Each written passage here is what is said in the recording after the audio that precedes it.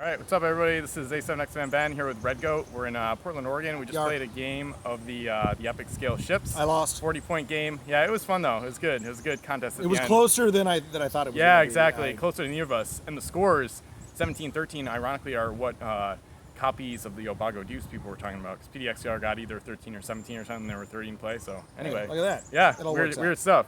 So.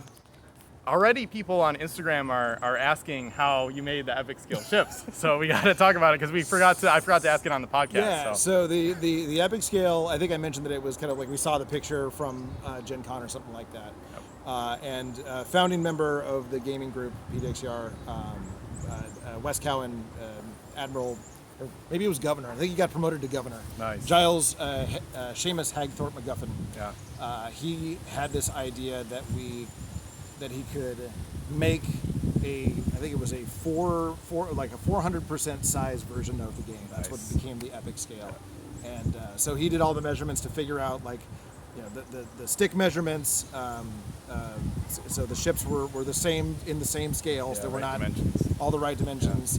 And we started buying a bunch of foam core board, and then we would print out, laser print cardstock of the actual ship, the deck plates. Yep.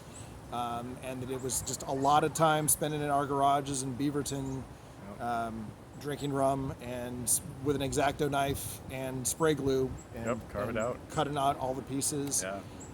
Making wild. sure they fit together, and then we did the first set, which I think had maybe 6 or 8 ships. So it had like the Revenant, and it had a couple of the galleys, and it had the President, it had the USS Oregon, it had the Enterprise, Nice. had a couple of smaller ships, and then as more sets came out, it was like, well, we should do a 10-mast ship. So we made the Zeus, Yeah, and then we had of course. a fearsome creature, I think it was, the big tentacle. Yeah, the Kraken. The Kraken, Nice.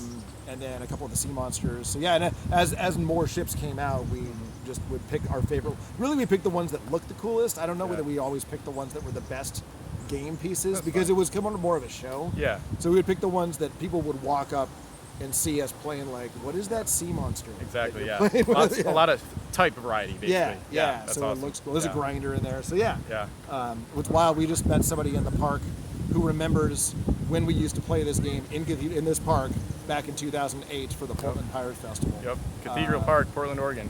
It's Yeah, great. underneath the St. John's Bridge. So, Love it. Yeah, that's how All we right. made it. It was Yeah. a lot of trial and error. Yeah. A lot of error. Incredible. Well, thank you for sharing. This has been amazing. Yeah, It's man. it's a dream come true, because I've seen that picture on Wikipedia for so many years too.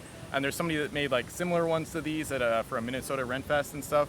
And then of course the PDXYAR, the albums on Facebook are just the pictures are amazing. So thanks for sharing. And Of course. this is just Well, it's kind of surreal. Yeah, it's wild to it's- like meet all these people from the community the past few years. It's been your awesome. responsibility now. Oh You yeah, got to take I it love home. Yeah, that's what I want. Yeah, I want to be an ambassador for the game and keep it up. So Cool. Right yeah. on. All right, this is A7X Ben with Redgoat. Stay tuned for the battle report from earlier today and from later today, because we're gonna have a huge multiplayer game in like an hour, which is gonna be bonkers. I'm excited. So all right, thanks for watching.